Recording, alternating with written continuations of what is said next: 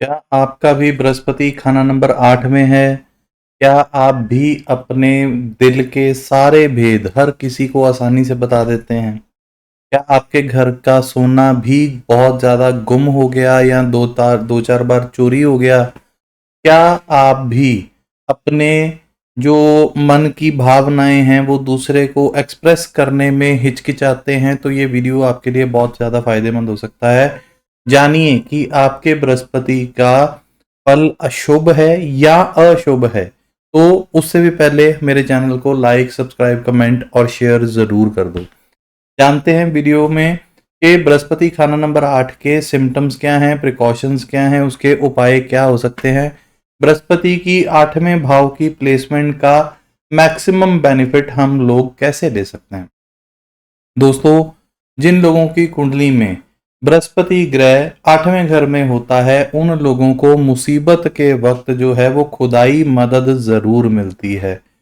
सबसे पहले कैसे पता चलेगा कि बृहस्पति 8वें भाव में शुभ है या अशुभ है? अगर आपके दादाजी की जो मृत्यु है वो आपकी 8 साल की उम्र से पहले अगर हो गई है तो आपका बृहस्पति खाना नंबर 8 में अशुभ है।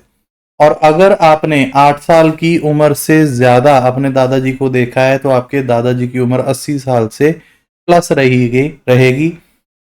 इससे पता चलेगा कि बृहस्पति खाना नंबर 8 में बहुत अच्छी अवस्था में है। जिन लोगों का बृहस्पति खाना नंबर 8 में खराब अवस्था में होता है वो हर किसी के आगे अपना हर सीक्रेट बड़े आराम से रिवील कर देते हैं। और जिन लोगों का बृहस्पति 8वें में शुभ अवस्था में होता है वो किसी के आगे भी अपने भाव प्रकट करने में सक्षम नहीं होते, हिचकिचाते रहते हैं। बृहस्पति का फल 8वें घर में कैद रहता है जिसकी वजह से ऐसे लोगों के सामने किसी के प्राण नहीं निकलते हैं। इसलिए अगर आपके सामने कोई ऐसा शख्स बैठा है जिसकी बिल्कुल ही जो डेथ बेड पे हो तो आपको चाहिए कि उस घर से दूर रहें ताकि उस शख्स के प्राण निकल सकें। ऐसे शख्स को जो है कभी भी किसी की जमानत नहीं देनी चाहिए। अगर आप किसी की भी जमानत देंगे, किसी के भी गारंटर बनेंगे तो आपको वो मुसीबत झेलनी पड़ेगी। आपको भी लाइफ में लॉस झेलना पड़ेगा। उसी जमानत की वजह से भी आपके पैसे भी फंसेंगे, डूबेंगे भी, नुकसान भी होंगे। जुपिटर 8वें में होने के नाते वो मंगल, बुध और शनि के घर में होता है जिसकी वजह से ऐसे लोगों को हेरिडिटरी ब्लड के डिसऑर्डर्स जो है वो बहुत जल्दी कैप्चर करते हैं। जिसकी वजह से जिसको ठीक रखने के लिए ऐसे लोगों को ब्लड की डोनेशन करते रहना चाहिए। ऐसे लोगों की उम्र जो है वो लंबी बनी रहे और निरोग रहें, इसलिए ऐसे लोगों को चाहिए कि शमशान घाट के अंदर जो पुजारी क्रियाक्रम करवाते हैं उन पुजारी से आशीर्वाद पैर छू करके जरूर लेते रहें और उनको कुछ ना कुछ दान पुण्य जरूर देते रहें। ऐसे लोगों का फल किस्मत, क्योंकि भाग्य का कारक ग्रह जो है वो बृहस्पति होता है, इसलिए उसको 8वें घर से दूसरे घर तक पहुंचाने के लिए क्यों पहुंचाना है? क्योंकि जुपिटर जो है वो भाग्य का कारक है। अपॉर्चुनिटीज बहुत आती हैं लेकिन वो क्रैक नहीं हो पाती, कैश नहीं कर पाते। इसलिए ऐसे शख्स को चाहिए कि अपने भाग्य को चमकाने के लिए ऐसा शख्स जो है वो 800 ग्राम चने की दाल 8 दिन लगातार धर्म स्थान पर देता रहे। ये करने से आपकी अपॉर्चुनिटीज आप क्रैक भी कर पाओगे, कैश भी कर पाओगे और लोग आपको उसके लिए क्रेडिट भी देंगे, आपको अप्रिशिएट भी करेंगे। क्योंकि गुरु 8 वाले को भी अप्रिसिएशन में लोग जो है वो कमी रखते हैं। ऐसे शख्स को जो है वो इंट्यूशंस बहुत ज़्यादा होती हैं, आने वाले समय का बहुत पहले से पता चल जाता है, अंदेशा हो जाता है। इसलिए कभी भी अगर आपको इंट्यूशंस हों तो आपको उनको कभी भी इग्नोर नहीं करना चाहिए। अपने इंट्यूशंस पर विश्वास रखें, ध्यान रखें, उनको ध्यान में रखते हुए भी आगे कोई भी काम करें।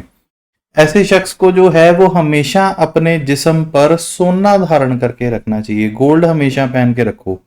उससे क्या होगा कि आपका बॉडी जो है वो बहुत जल्दी इम्यून सिस्टम जो है वो उसका अच्छे से वर्क करता रहेगा, आपको इन्फेक्शंस कम से कम होंगी और जो ब्लड डिसऑर्डर्स आने हैं वो जैसे जैसे वो आपका पहना हुआ सोना घिसेगा, क्योंकि गोल्ड ऐसी चीज है जो पहन के रखो तो घिसता है, तो जैसे जैसे वो घिसता चला जाएगा वैसे वैसे आपको हेरिडिटरी जो डिसऑर्डर्स हैं उनसे निजात मिलती रहेगी। इसलिए जिस्म पर सोना कायम रखना जरूरी है। जिस्म पर कायम रखने का मीनिंग कि चाहे आप एयरिंग पहन के रखो, चेन पहन के रखो, रिंग पहन के रखो, कैसे भी आपकी बॉडी पर गोल्ड जो है वो जरूर होना चाहिए।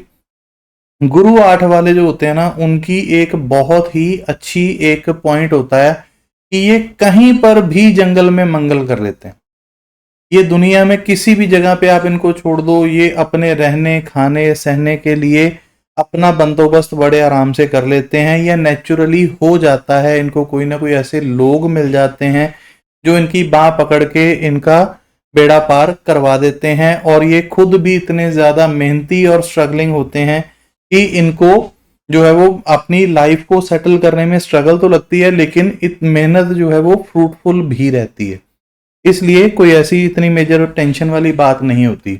हाँ, अगर आपको फाइनेंशियल गेन्स लेने हैं, फाइनेंशियल स्टेबिलिटी लेनी है, तो एक उपाय बता रहा हूं कि शुक्र की चीजें जैसे गाय का घी, आटा, और उसके साथ साथ पनीर, और उसके साथ साथ जो है वो आलू, कचालू जिसे स्वीट पोटैटो भी कहते हैं, और जिमीकंद, ये सब चीजें जो हैं, ये कभी कोई चीज जो है वो धर्म स्थान पर आप दान करते रहें, लेकिन उस धर्म स्थान पर जहां आपकी इंडिविजुअल श्रद्धा जुड़ रही हो।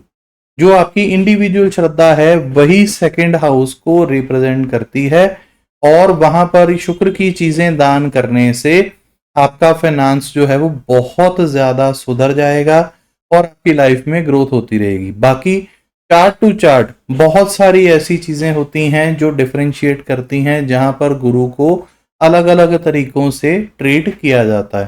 तो फिलहाल इस वीडियो में इतना ही। बहुत सारे अगले फ्यूचर एस्पेक्ट्स को ध्यान में रखते हुए वीडियोस मेरे बनते रहते हैं, इसलिए चैनल को सब्सक्राइब करके बेल आइकन जरूर प्रेस कर लीजिए ताकि आपको नोटिफिकेशंस मिलते रहें। बहुत बहुत धन्यवाद वीडियो सुनने के लिए। Thank you very much.